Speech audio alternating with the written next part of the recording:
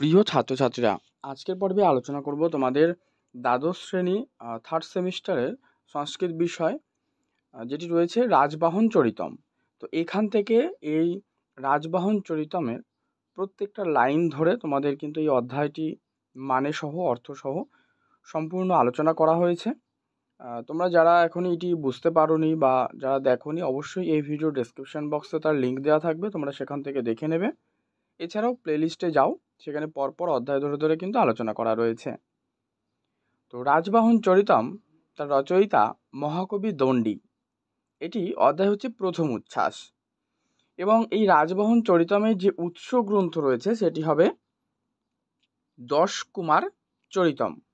ঠিক আছে, এখান থেকে রাজবাহন চরিতমটা কিন্তু নেওয়া হয়েছে, এটা হচ্ছে উৎস গ্রন্থ। তো এবারে এখান থেকে আজকের এই পর্বে তোমাদের কতগুলি এমসিকিউ প্রশ্ন ও তার উত্তর নিয়ে কিন্তু আলোচনা করব। তো পর্বটা দেখো তোমরা, এবং প্রশ্নগুলো অবশ্যই তোমরা ভালো করে রেডি করে নাও।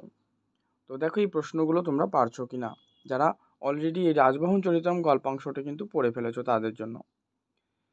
আর এই প্রশ্নগুলো চাইলে তোমরা লিখে নিতে পারো, এবং যদি এই সম্পূর্ণ প্রশ্নপত্রটির এই প্রশ্ন সহ উত্তর সহ সম্পূর্ণ ফ্রি পিডিএফ প্রয়োজন, তাহলে অবশ্যই ভিডিও ডেসক্রিপশন বক্সে দেখবে টেলিগ্রামের লিঙ্ক দেওয়া রয়েছে, সেখান থেকে কিন্তু তোমরা প্রত্যেকে পেয়ে যাবে। আর পিডিএফটা নিতে অবশ্যই এই ভিডিওর মধ্যে একটা পাসওয়ার্ড পাবে তোমরা, এই পাসওয়ার্ডটি কিন্তু পিডিএফটি অন করার সময় পুট করতে হবে, তাহলে সেটি সম্পূর্ণ ডাউনলোড হয়ে যাবে। তো এবারে দেখো, প্রশ্নগুলো আলোচনা করি। বলা রয়েছে যে রাজবাহন চরিতম পাঠ্যাংশটি কোন গ্রন্থের অংশ, যেটা প্রথমেই কিন্তু আলোচনা করলাম যে এটি দশ কুমার চরিতম। এই পাঠ্যাংশটি মানে এই গ্রন্থ থেকে কিন্তু এই রাজবাহন চরিতম পাঠ্যাংশটি নেওয়া হয়েছে। 2, তো এই দশ কুমার চরিতম এর রচয়িতাকে মহাকবি দণ্ডী। প্রথমে পেয়েছি রাজবাহন চরিতম পাঠ্যাংশটি দশ কুমার চরিতমের কোন উচ্ছ্বাস, উত্তর করবে প্রথম উচ্ছ্বাস। নেক্সট, দশ কুমার চরিতম কোন ধরনের কাব্য, উত্তর এটি একটি গদ্য কাব্য। নেক্সট, রাজবাহনের প্রতিপক্ষের নাম কি, উত্তর চণ্ডবর্মা। অবন্তী সুন্দরী কিভাবে রাজবাহনের প্রতি শ্রদ্ধা দেখালেন, উত্তর মৃদু হেসে। স্বপ্নে অবন্তী সুন্দরী ও রাজবাহন কাকে দেখলেন, এক বৃদ্ধ রাজহংসকে। Option B. অন্তঃপুরিকারা কেমন অবস্থায় ছিলেন, উত্তর ভূমিতে লুণ্ঠিতা হয়ে কাঁদছিলেন। নেক্সট প্রশ্ন, রাজকন্যা কাকে দেখে আতঙ্কিত হয়েছিলেন, উত্তর করো রাজপুত্রের অবস্থা দেখে। রাজবাহন বিপদকে কি বলে মেনে নেন, দৈব বা ভাগ্য নির্ধারিত। অন্তঃপুররক্ষীরা কেন প্রবেশ করল, তারা কোলাহল শুনে ঘটনাস্থলে যেতে অন্তঃপুররক্ষীরা কিন্তু প্রবেশ করল। চণ্ডবর্মা রেগে উঠেছিল তার কারণ, রাজবাহন তার অনুজ ভ্রাতার মৃত্যুর কারণে চণ্ডবর্মা কিন্তু রেগে ওঠে। রাজবাহন অবন্তী সুন্দরীকে কতদিন বিরহ যন্ত্রণা সহ্য করতে বলেছিল, উত্তর 2 মাস। চণ্ডবর্মার ভাইয়ের নাম কি, উত্তর দারুবর্মা। আর রাজবাহনের বন্ধুর নাম পুষ্পোদ্ভব। পুষ্পোদ্ভবের স্ত্রীর নাম কি, উত্তর করো বালচন্দ্রিকা। এবারে এসএকিউ পার্ট টাইপসের কতগুলো কোয়েশ্চেন পাবো, এগুলোও কিন্তু তোমাদের এমসিকিউর মতন করেই তোমরা পড়বে। আমি একত্রে এই উত্তরগুলো আলোচনা করছি, দেখো ডিটেলসে, যাতে তোমাদের একটু বুঝতে সুবিধা হয়ে যায় উত্তরগুলো মনে রাখতে। প্রশ্ন, দণ্ডির পিতা ও মাতা, উত্তর করো বীরদত্ত আর হচ্ছে গৌরী। বীরদত্ত হচ্ছে পিতা ছিলেন দণ্ডির, এবং মাতার নাম হলো গৌরী। দণ্ডী যাদের কাছে পালিত হন, মানে কাদের কাছে পালিত হয়, হচ্ছে শ্রুত ও সরস্বতীর কাছে। আর এই দণ্ডির সময়কাল ছিল খ্রিস্টীয় 7ম শতক। নেক্সট, দশ কুমার চরিত কাদের নিয়ে রচিত, দশ কুমার চরিত হচ্ছে 10জন কুমার, এদের 9জন মন্ত্রীপুত্র এবং 1জন রাজপুত্র নিয়েই কিন্তু এই দশ কুমার চরিত এটি রচিত। দশ কুমার চরিত কাব্যে বর্ণিত 10জন যে কুমার, এই যে এক্ষুনি বললাম 10জন কুমার, ঠিক আছে। তো 10জন যে কুমার কি রয়েছে তাদের নাম দেখো, রাজবাহন, উপহার বর্মা, অপহার বর্মা, মিত্রগুপ্ত, মন্ত্রগুপ্ত, অর্থপাল, বিশ্রুত, পুষ্পোদ্ভব, প্রমতি এবং সোমদত্ত। ঠিক আছে, এই হচ্ছে 10জনের নাম।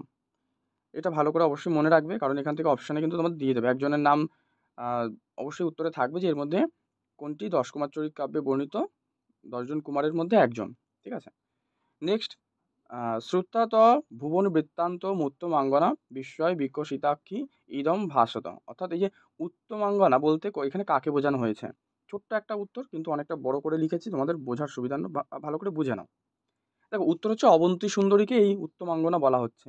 তো উত্তরটা লিখেছি দেখো, এই যে উত্তমাঙ্গনা বলতে এখানে রাজবাহন কর্তৃক জাদু দ্বারা পরিগৃহীতা তথা মালবরাজ মানসারের কন্যা অবন্তী সুন্দরীকে নির্দেশ করে।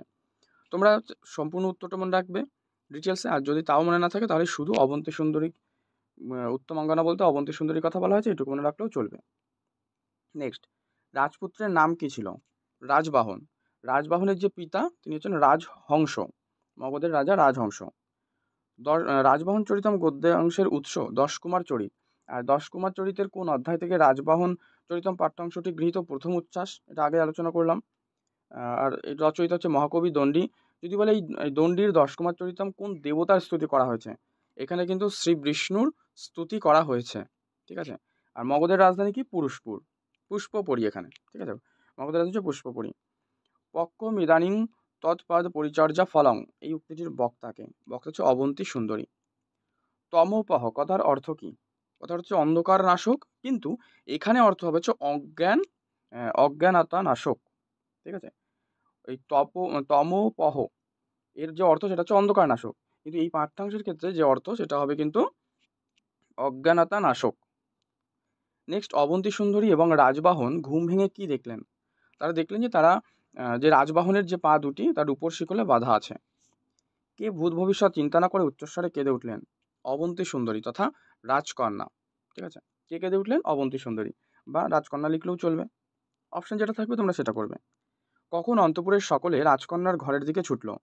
মানে রাজকন্যা যখন উচ্চস্বরে কেঁদে উঠলেন, সেই কান্না শুনেই কি হলো কি হলো বলতে বলতে অন্তপুরের সকলেই কিন্তু রাজকন্যার ঘরের দিকে ছুটে যায়।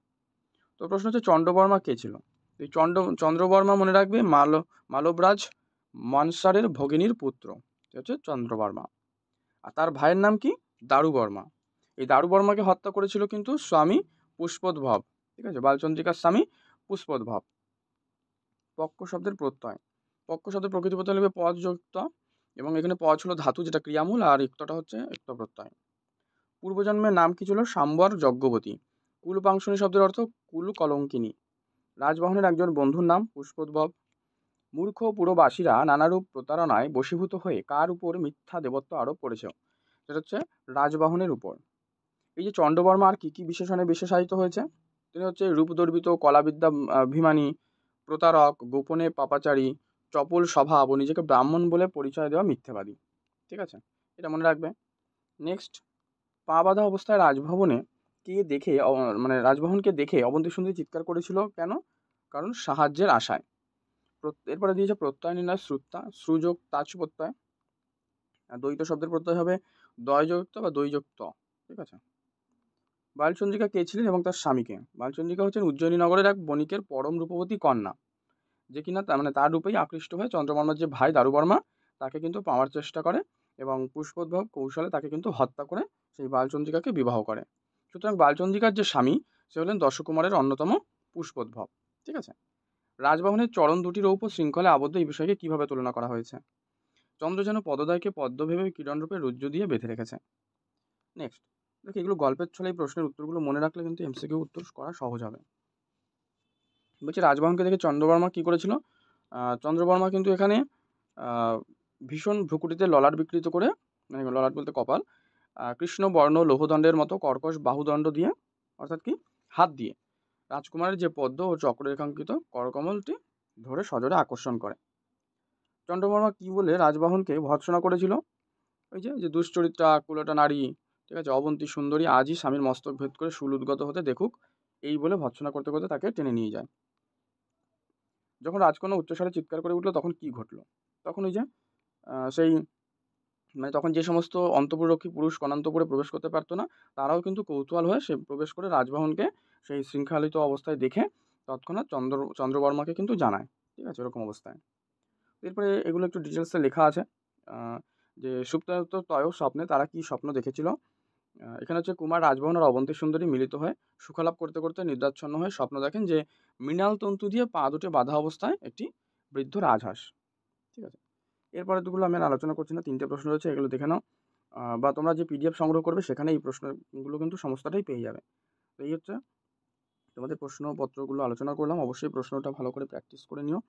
পর্বটি ভালো লাগলে অবশ্যই তোমরা প্রত্যেকে কিন্তু লাইক করে দেবে, শেয়ার করে দেবে তোমার বন্ধুদের মধ্যে, এবং চ্যানেলে নতুন হলে অবশ্যই সাবস্ক্রাইব করে রাখবে। আর সম্পূর্ণ ফ্রি পিডিএফ তোমরা কিন্তু টেলিগ্রাম থেকে সংগ্রহ করে নাও, যার লিঙ্ক এই ভিডিও ডেসক্রিপশন বক্সে রয়েছে।